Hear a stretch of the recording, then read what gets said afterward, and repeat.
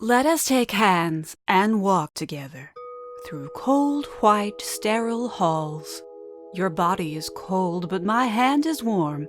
Let that thought sustain you for now. You're confused and you're frightened. What a curious thing. These sensations are such we've never known. What is it that makes man feel anything? How does he feel what he cannot touch? Someday, friend, we'll know. Until then, discover the delight of drawing with Dolores. Greetings, listeners. We just had Thanksgiving, and I just can't stop thinking about turkeys. Yeah, so today we're going to draw a pilgrim. Because it's never not a time for giving thanks. In Dolores's book, I always say. Okay, so take your pencil and some paper and get ready to bake a creative pie. Okay, here we go. So first, you got your paper, I hope, and first, we're going to draw in the middle of your paper a wide line, not all the way across, just in the middle there, a wide horizontal line. Okay? And then I want you to draw another one just a little bit above that, the same length. Very short above that, and connect the ends with a slightly rounded line, sort of like we did last time. So we have a horizontal bar with rounded sides, okay? That's the brim of our pilgrim hat, okay? Next, in the middle of your bar there, you're going to draw a tall cone, sort of an upside down V with a little bit of a rounded tip at the top. They wore kind of funny hats back in those days. Haberdashery is not what it was back then. Okay. Now, across the bottom quarter of the cone there, I want you to draw a horizontal line right there that goes from one side of the cone to the other. And then in the middle of that, draw a square or a rectangle, just a little one. And that is the buckle on our pilgrim hat. Okay? Now, underneath the brim of the hat, I want you to draw, let's go with another cone, but upside down, okay? Just to make it easy and symmetrical, okay? This will be our pilgrim's face, okay? Now, men in those days had long hair, so let's draw some lines coming out on the sides of our face under the brim. Just, straight lines. Doesn't need to be fancy. Okay? And then what's next? Okay, at the top of the face, draw 2 circles next to each other, right and left. These are our pilgrim's eyes. He's got to see the new land that he's setting up shop in for other Americans. Okay? Now, starting between the 2 eyes and going down about halfway down our face, draw a vertical line. And then just up from the bottom of that, a little line. So we've got like a backwards check mark here. That's how you draw a nose, kids. Real simple, like anytime you doubt, just a backwards check mark. This nose is A-okay. Check. Okay. Now, on the bottom, towards the tip of the cone that is our face, I want you to draw a horizontal line all the way across, and that is kind of a frown, because the Pilgrims were Puritans. They were very serious indeed. No smiling for the Pilgrims. Now, I want you to draw, to the left of our check mark, a tiny little circle. Just itty-bitty, like a monocle. This is a pilgrim who's advanced technology. Just a little tiny circle there. They didn't have a lot of glass, so it was a very small monocle. Okay? And, yeah, that is our pilgrim's face. Goodness. Oh, that doesn't look right. That looks like he'd get burned at the stake. Oh no. Thanksgiving is ruined. Story time, everyone. Story time.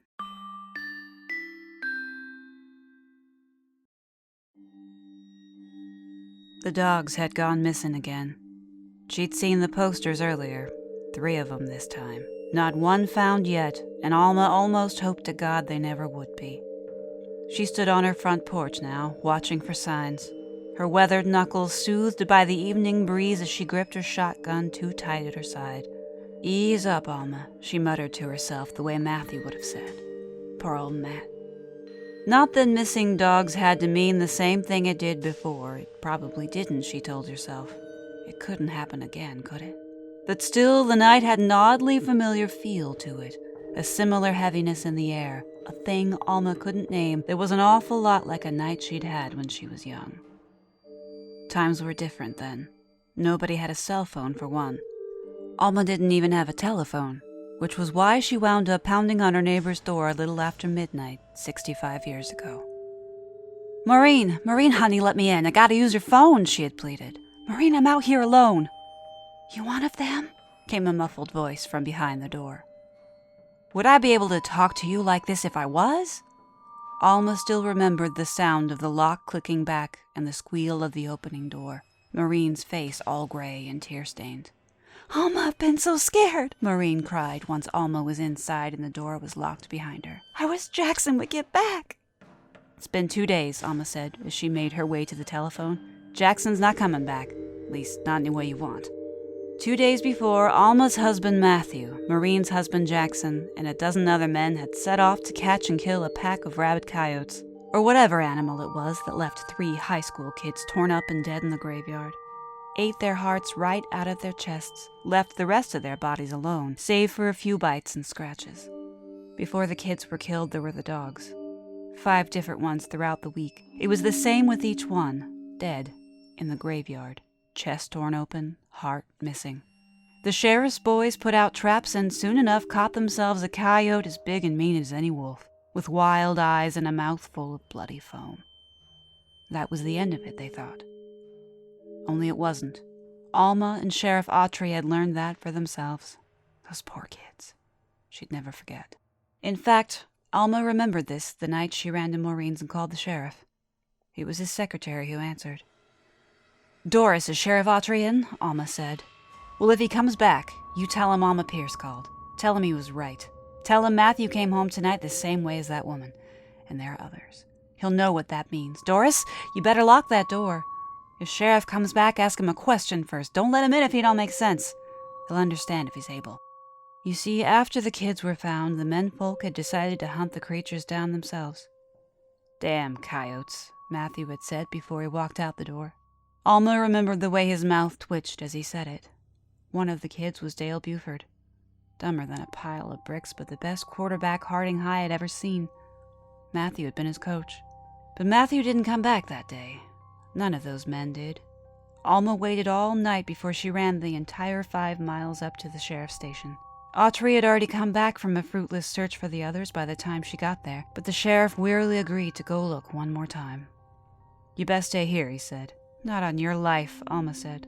They rode together in the sheriff's truck, scanning the country roads for any signs. Sheriff Autry had already scoured the graveyard, he swore. About 5 or 6 times, he said. Halfway back to Alma's house, Sheriff Autry saw something in the beams of his headlights. Looked like a man lying in the road, with a woman kneeling over him.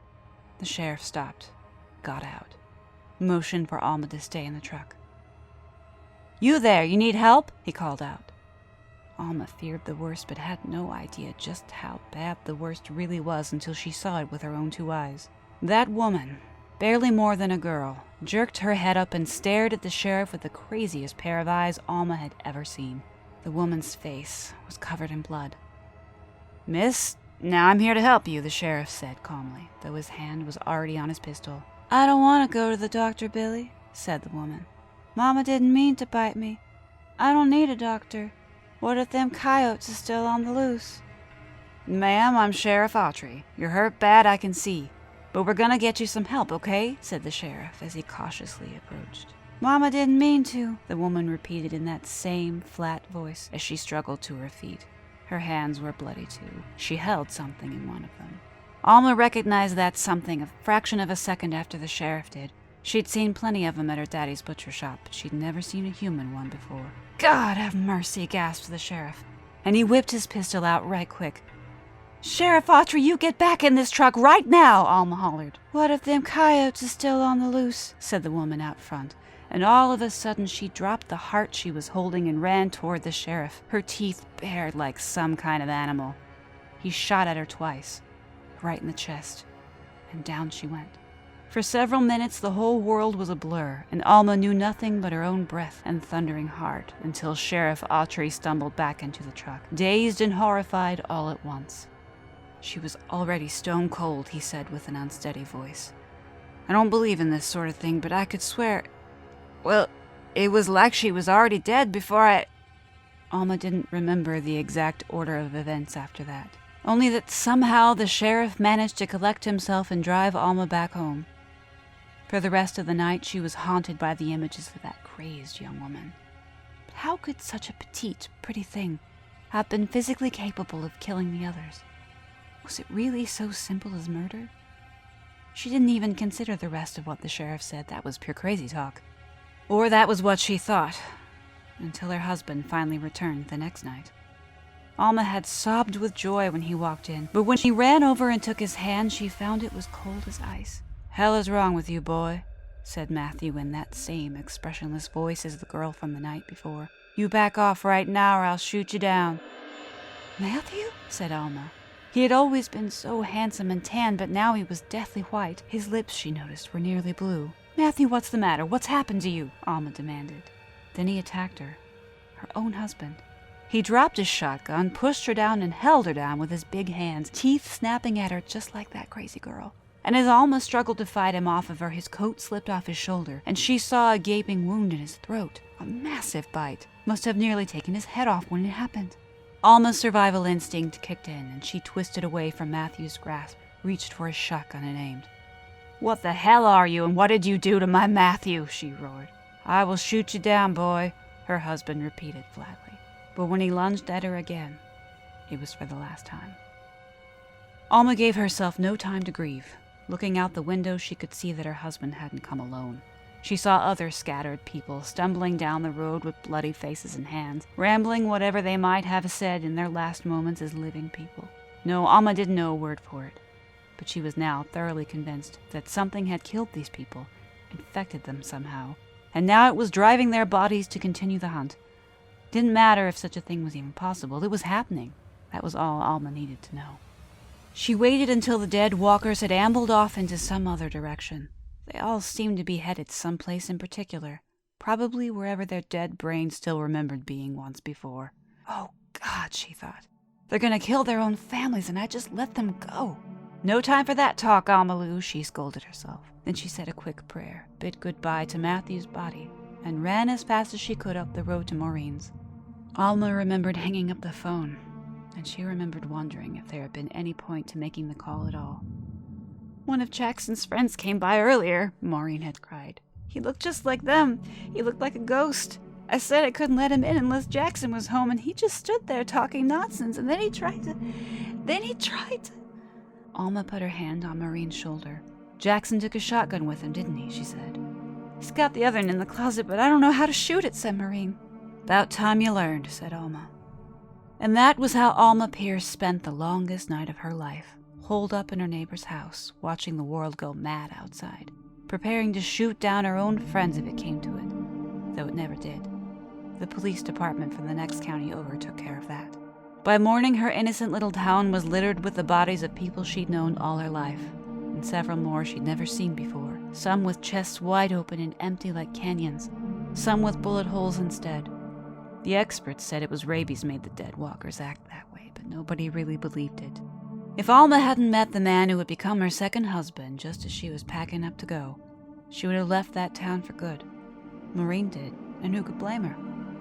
But things have a funny way of happening sometimes. Alma stayed and married her second Prince Charming, moved to the other side of town, had a daughter who grew up, settled down nearby, and had a son of her own. Apart from recurring nightmares and the loss of her second husband to cancer, Alma's life had turned out pretty good.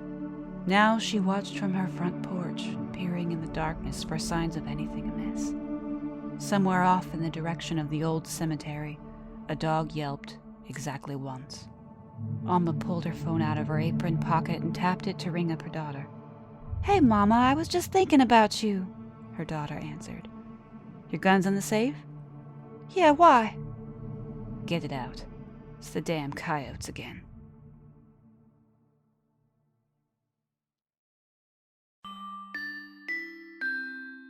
I know what you're gonna say, but I don't think it'd help with zombies. How can you be so sure? After all, a zombie is really just a human being without the energy he used to have. And you have just a solution for that, don't you? I sure do.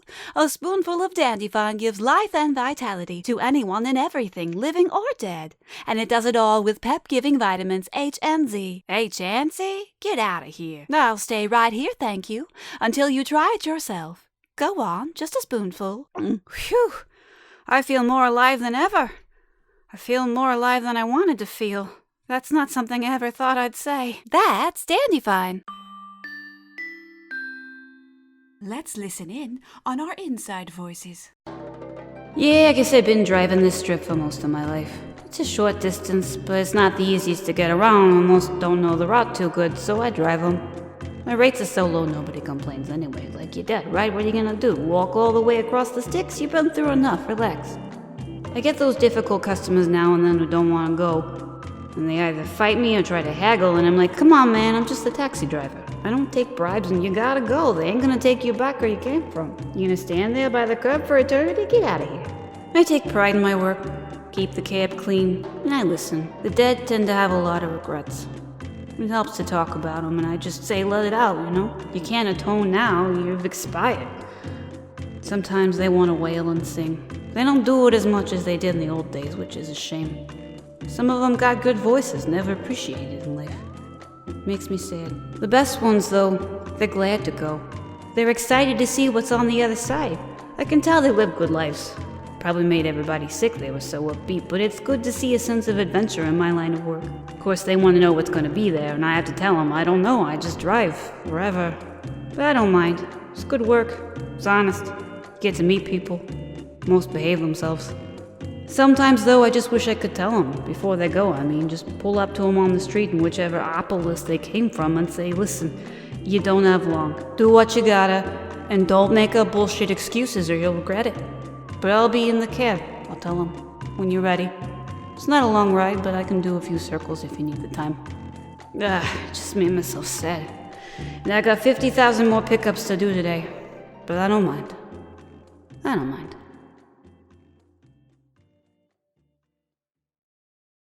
And now, ask. Kara writes, it's holiday season, and I get a lot of anxiety thinking about everything I have to do, and all the family drama I'll undoubtedly have to face. How do I get through it without losing my mind?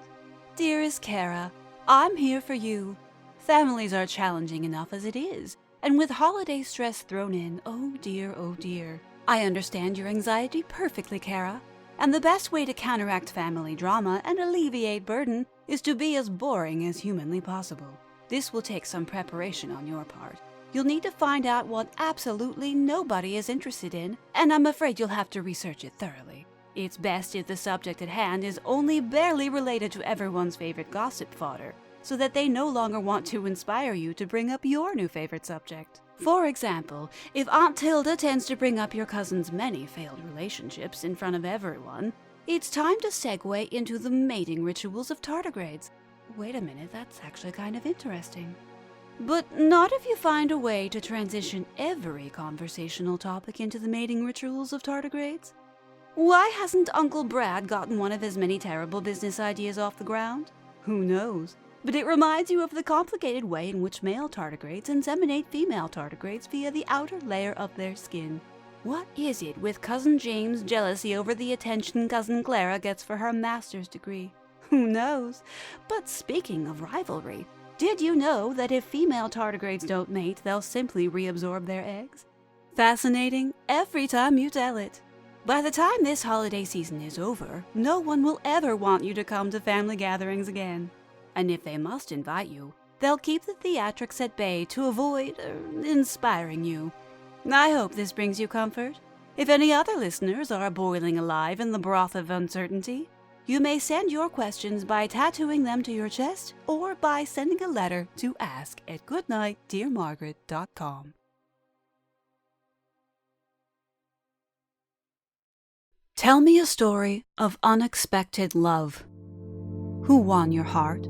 Did they appear when you least anticipated them? Did they meet your every wish? Or were they nothing at all like you ever dreamed, but still, somehow? What were you willing to do for this strange, unexpected person? Would you have gone anywhere, done anything, improved yourself, worked to change habits you'd never found the motivation to change before? Did your friends question what you saw in them? Did you smile knowing you'd found a hidden treasure they could never appreciate like you? Until this great new love, this secret gem, this ray of light on your darkest days, went away as if they'd never been there at all. What will you do? Tell me that story. Tell me that story now. And now it's time to go back. But you won't be coming with me. I'm sorry that I have to leave you, friend, but thank you for your contributions. Good night, dear Margaret. May angels bring you dreams.